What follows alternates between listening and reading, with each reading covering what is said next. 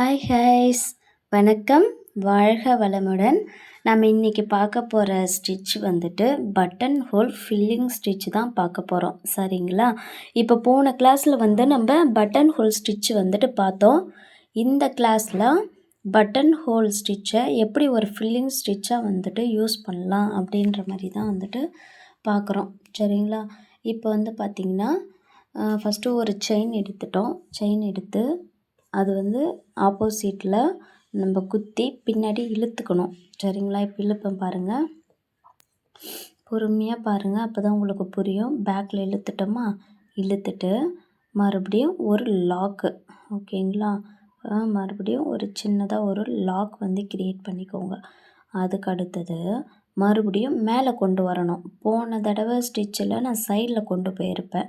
இப்போ சைடெலாம் கொண்டு போய் செயின் ஸ்டிச் வந்து போடக்கூடாது. ஸ்ட்ரைட்டாக வந்துட்டு ஒரு ஸ்டிச்சு, ஓகேங்களா? இழுத்துக்கோங்க. இழுத்துட்டு மறுபடியும் ஒரு லாக்கு, ஓகேங்களா? ஃபர்ஸ்ட் ஆஃப் ஆல் இது வந்து எதுக்காக யூஸ் ஆகுது அப்படின்னு சொல்லி பார்த்தீங்கன்னா, இப்போ வந்து லீஃபு, ஓகேங்களா? இப்போ லீஃப் போடுவோம் இல்லையா, அதுவுமே வந்துட்டு இதை வச்சுட்டு ஃபில்லிங் பண்ணலாம். லீஃப் ஃபில்லிங் பண்ணலாம். அதுக்கப்புறம் ஒரு ஃப்ளவர்ஸ் ஃபில்லிங் பண்ணலாம். அந்த மாதிரி நம்மளோட க்ரியேட்டிவிட்டி தான் எல்லாமே. பாருங்கள், மறுபடியும் மேலே கொண்டு வந்துட்டோம். கீழே இழுக்கிறோம் பாருங்கள். கீழே இழுத்துட்டு மறுபடியும் ஒரு லாக் ஸ்டிச்சு. நீங்கள் ப்ராப்பராக என்னோடய கிளாஸ் வந்து ஃபஸ்ட்டு கிளாஸில் இருந்தே நீங்கள் பார்த்துட்டு வந்தீங்கன்னா இந்த ஸ்டிச் வந்து உங்களுக்கு ரொம்ப ஈஸியாக புரியும். ஓகேங்களா? பாருங்கள், பின்னாடி கொண்டு போயிட்டு லாக் பண்ணி மறுபடியும் மேலே இழுத்துருக்கேன். பாருங்கள், பொறுமையாக பாருங்கள். மறுபடியும் இது வந்து இந்த ஸ்டிச்சில் வந்து நம்ம நெருக்க தான் கொண்டு போகணும். போன கிளாஸில் வந்துட்டு நான் தள்ளி கொண்டு போயிருப்பேன். இந்த கிளாஸில் நம்ம நெருக்க குத்தி எடுத்துக்கிட்டு வரணும். பாருங்கள், இது வந்துட்டு ஃபில்லிங் ஸ்டிச்சு தான், ஓகேங்களா? இப்போ பாருங்கள், மறுபடியும் மேலே கொண்டு வரேன். மேலே கொண்டு வந்துட்டு மேலே இருக்க கோடில் மறுபடியும் குத்தி பேக்கில் இழுக்க போகிறேன். இழுத்துட்டு ஒரு குட்டி லாக் வந்து போட்டுக்கலாம். ஒரு குட்டி லாக் போட்டுட்டு மறுபடியும் மேலே கொண்டு போயிட்டு மறுபடியும் கீழே கொண்டு வந்து ஒரு லாக்கு. கொஞ்சம் பொறுமையாக பாருங்கள், அப்போ தான் வந்துட்டு உங்களுக்கு நல்லாவே புரியும். சரிங்களா? பாருங்கள், என்னோடய ஃபஸ்ட்டு கிளாஸ் நீங்கள் பார்க்கலன்னா போயிட்டு அதையுமே செக் பண்ணி பார்த்துட்டு வந்துடுங்க. அப்போ தான் உங்களுக்கு வந்துட்டு ஒவ்வொரு ஸ்டிச்சுமே வந்து அழகாக புரியும். ஓகேங்களா? இப்போ நான் சொல்லித்தர ஸ்டிச்சஸ் எல்லாமே ரொம்ப இம்பார்ட்டண்டான ஸ்டிச்சு. அதனால தான் நான் உங்களுக்கு வந்துட்டு பொறுமையாக சொல்லி கொடுத்துட்ருக்கேன். பாருங்கள், மறுபடியும் ஒரு லாக்கு, மறுபடியும் மேலே கொண்டு போயிட்டு பாருங்கள், இழுத்துருக்கு இல்லையா அந்த த்ரெட்டு வந்து இழுத்துருக்கு இல்லையா, கரெக்டாக அந்த கோட்டு மேலேயே வரணும். நீங்கள் அந்த சைட்லலாம் போயிடக்கூடாது. சரிங்களா? பாருங்கள், கொண்டு வந்திருக்கோமா, மேலே கொண்டு வந்துட்டு மறுபடியும் அந்த கோட்டிலே குத்திக்கலாம். குத்திக்கிட்டு மறுபடியும் கீழே டவுனில் இழுக்கிறோம். இழுத்து மறுபடியும் ஒரு லாக்கு, ஓகேங்களா? பாருங்கள், கொஞ்சம் பொறுமையாக பாருங்கள். உங்களுக்கு வந்துட்டு ஆரி ஒர்க் கற்றுக்கிடணும் அப்படின்னு சொல்லி இன்ட்ரெஸ்ட் இருக்கிறவங்க தாராளமாக நம்மளோட வாட்ஸ்அப் நம்பர் வந்து ஸ்க்ரீனில் கொடுத்துருக்கேன். மெசேஜ் பண்ணி குரூப்பில் வந்து ஜாயின் பண்ணிக்கோங்க. நான் எப்போவுமே எல்லா கிளாஸ்லையுமே வந்து சொல்கிறது அதுதான். இது வந்து முற்றிலுமே இலவசமான கிளாஸ் தான். சரிங்களா? நீங்கள் தாராளமாக இந்த கிளாஸில் வந்துட்டு ஜாயின் பண்ணிக்கலாம். இதுக்கு நாங்கள் எந்த விதமான சார்ஜஸ்மே வந்துட்டு வாங்கிறது கிடையாது. ஸோ நீங்கள் வந்து தாராளமாக வந்து கிளாஸில் ஜாயின் பண்ணிவிட்டு உங்களோட நெக்ஸ்ட்டு தொழில் வந்து நீங்கள் ஸ்டார்ட் பண்ணுறதுக்கு இதை கண்டிப்பாக கற்றுக்கோங்க. ஓகேங்களா? பாருங்கள், மறுபடியும் ஒரு குட்டி லாக் போட்டு மறுபடியும் மேலே இழுத்து மறுபடியும் டவுனில் இழுக்கணும். ஆக்சுவலாக அடியில் இருக்கிறது வந்து சிக்கிக்கிடுச்சு எனக்கு. ஸோ அதனால் நான் மறுபடியும் எடுத்துகிட்டு பாருங்கள், மறுபடியும் கொண்டு வந்திருக்கேன் பேக்கில். சரிங்களா? பேக்கில் கொண்டு வந்துட்டு மறுபடியும் ஒரு லாக் போட்டு மறுபடியும் மேலே கொண்டு போயிருக்கேன். கொஞ்சம் பொறுமையாக பாருங்கள், அப்போ தான் உங்களுக்கு புரியும். ஓகேங்களா? பாருங்கள், எடுத்துகிட்டு வந்திருக்குன்னா இப்போது ஒரு லாக் வந்து போட்டு நம்ம இன்னாட் போட்டு முடிச்சுக்கலாம். இது வந்து நீங்கள் எப்படின்னா ஒரு 2 இன்ச்சு 3 இன்ச்சு வரைக்கும் இதை வந்து நீங்கள் ப்ராக்டிஸ் பண்ணுங்கள். நான் வந்து கொஞ்சம் தான் போட்டிருக்கேன், நீங்கள் வந்து இதை கொஞ்சம் லென்த்தியாக போடுங்க. ஓகேங்களா? அதுதான் உங்களுக்கு ஹோம்ஒர்க்கு. இப்போ இது இருக்கு இல்லையா, இப்போ நான் ஒரு பூ வரைகிறேன். பூ வரைஞ்சிட்டு அதில் வந்து பெட்டல்ஸ் உங்களுக்கு வந்து 2 டைப்பில் வந்துட்டு நான் ஃபில் பண்ணி காட்டுறேன். நீங்கள் என்ன பண்ணணுன்னா சேம் அதே போல் வந்துட்டு நீங்கள் வேறு ஏதாவது இது வந்து இந்த ஃப்ளவர் ஷேப்பில், லீஃப் ஷேப்பில் இதெல்லாம் வந்துட்டு ஒன்று போட்டுட்டு அதுக்கப்புறம் ஏதாவது ஒன்று பெருசாக எடுத்துக்கோங்க. எடுத்துகிட்டு இப்போ ஒரு 3 பூ 4 பூ சேர்ந்த பெட்டல்ஸ் இருக்கும், சரிங்களா? அந்த பூவே வந்து ஒரு 5 பெட்டல்ஸ் வச்சு ஒரு 3 பூ 4 பூ அதனோட செடி இலை அந்த மாதிரி வந்து போட்டு நீங்கள் இதை வரைஞ்சிக்கோங்க. வரைஞ்சிட்டு ஹோம்ஒர்க் பண்ணுங்கள். ஓகேங்களா? பாருங்கள், பொறுமையாக பாருங்கள். போட்டிருக்குன்னா இப்போ பார்த்தீங்கன்னா இது வந்துட்டு சின்னதாக ஃபஸ்ட்டு வந்து சின்னதாக குத்தி எடுத்துக்கிறேன். எடுத்துகிட்டு அப்படியே பேக் வந்துட்டு ஒரு லாக் போட்டிருக்கேன். கொஞ்சம் அமைதியாக பொறுமையாக பாருங்கள், அப்போ தான் உங்களுக்கு வந்துட்டு நல்லா புரியும். சரிங்களா? பாருங்கள்,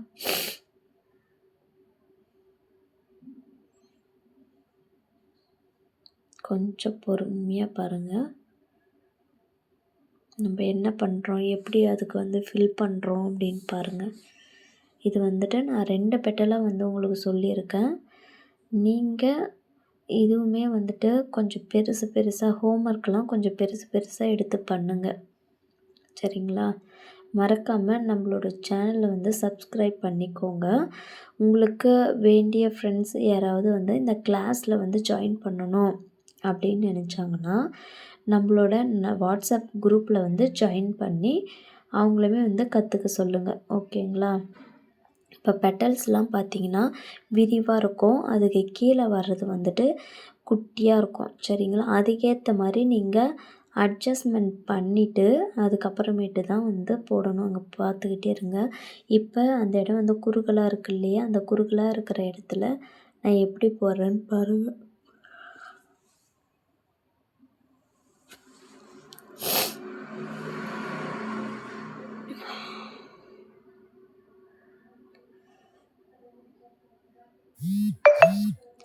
பொறுமையாக பார்த்தா தான் உங்களுக்கு புரியும்.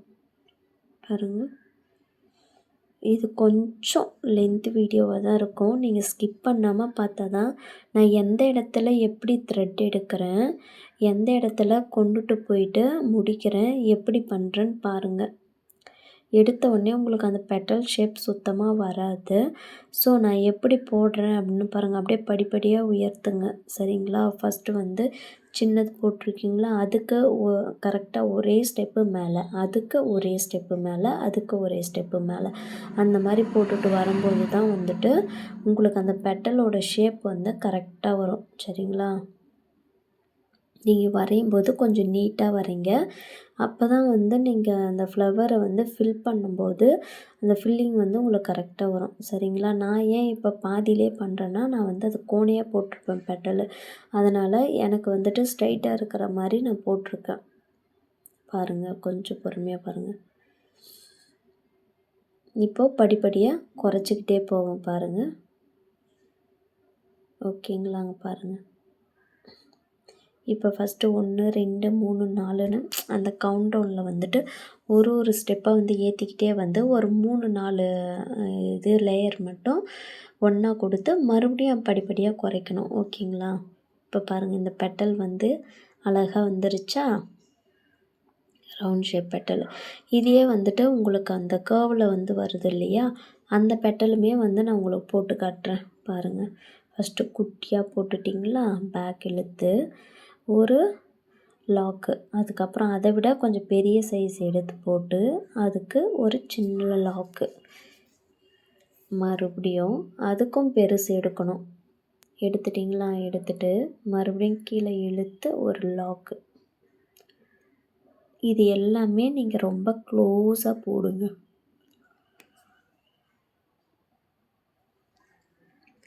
க்ளோஸாக போட்டால் தான் உங்களுக்கு புரியும். ஓகே. ஏன்னா இது ஒரு ஃபில்லிங் ஸ்டிச் தான். நீங்கள் கேப் தெரியாமல் போடணும். ஓகேங்களா? இதனோட ஸ்பெஷாலிட்டியே கேப் இல்லாமல் போட்டால் தான் இது வந்து அழகாக இருக்கும். பாருங்கள், எடுத்துருக்கோமா? எடுத்துட்டு இப்போது அதுவுமே வந்து படிப்படியாக உயர்த்தியிருக்கேன். இப்போ இது ஒரு 2 இது வந்துட்டு டைரெக்டாக ஜோடியாக இருக்க மாதிரி குத்தியிருக்கேன். இப்போ மறுபடியும் படிப்படியாக குறைக்க போகிறேன். அந்த நம்ம ஒரு பாயிண்ட்டை கொடுத்துருக்கோம் இல்லையா டவுனில், அது வரைக்கும் குறைச்சிட்டா போதும். பாருங்கள்,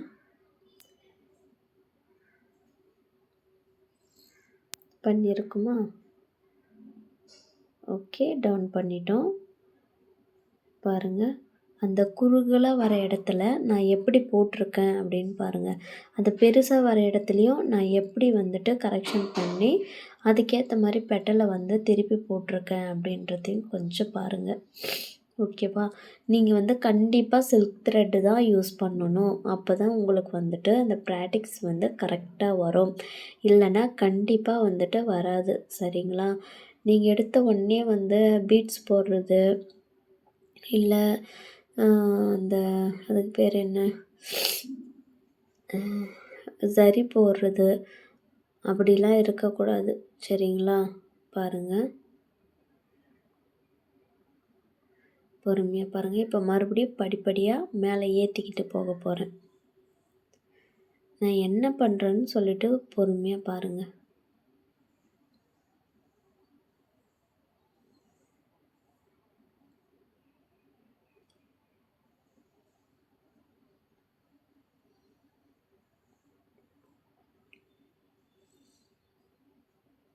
இவ்வளோ தானா அப்படின்னு சொல்லிவிட்டு நீங்கள் அப்படியே விட்டிங்கன்னா உங்களுக்கு சுத்தமாக வராது. நான் முதல்லே சொல்லிட்டேன். நீங்கள் எந்த அளவு இதை பொறுத்த வரைக்கும் நீங்கள் எந்த அளவு வந்து ப்ராக்டிக்ஸ் பண்ணுறீங்களோ அந்த அளவு தான் வந்துட்டு உங்களுக்கு இதை பொறுத்த வரைக்கும், இந்த ஆரி ஒர்க் பொறுத்த வரைக்கும் உங்களுக்கு ப்ராக்டிக்ஸ் எந்த அளவு வருதோ அந்த அளவு தான் வந்துட்டு இது உங்களுக்கு அந்த அவுட்புட் வந்து அழகாக காட்டும். சரிங்களா?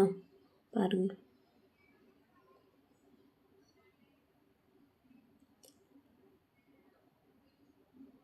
பொறுமையாக பாருங்கள். இப்போது நான் டவுனில் கொண்டு வரேன். சரிங்களா? ஃபஸ்ட்டு வந்து நீட்டி நீட்டி போட்டுட்டு இருந்தேன். இப்போ என்ன பண்ணுறேன், டவுனில் கொண்டு வரேன். டவுனில் கொண்டு வந்து மறுபடியும் குத்தி மறுபடியும் திருப்புறோம். மறுபடியும் டவுனில் கொண்டு வாங்க. ஓகேவா? மறுபடியும் டவுனில் உங்களுக்கு பார்த்து தெரியும். இப்போது எண்ணாட் போட்டு ஃபினிஷ் பண்ணிக்கிறேன் நான்.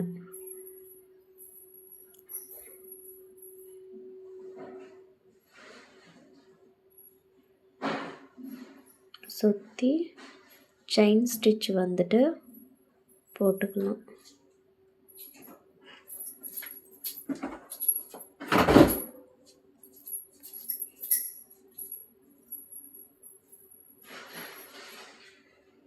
நீங்கள் எந்த ஒர்க் பண்ணாலுமே சுற்றி செயின் ஸ்டிச் போட்டால் தான் அது வந்துட்டு கரெக்டாக வரும்.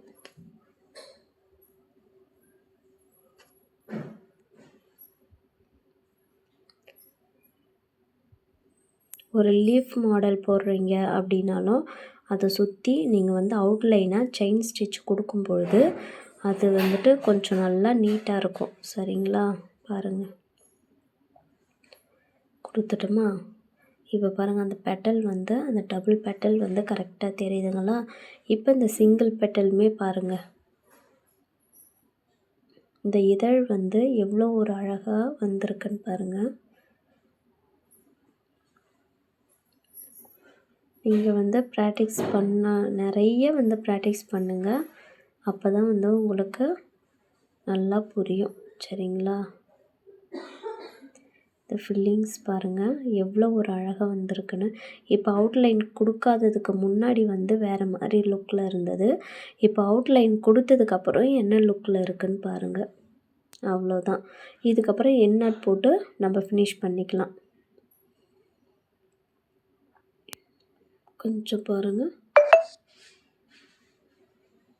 அழுத்தி பிடிச்சிட்டு நீடில் வந்து என் விரல் பக்கம் திருப்பி இழுத்தனா எண்ணாட்டு வந்துட்டு விழுந்துடும். சரிங்களா?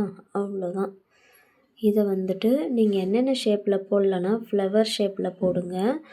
அதுக்கப்புறம் ஒரு லீஃப் ஷேப்பு.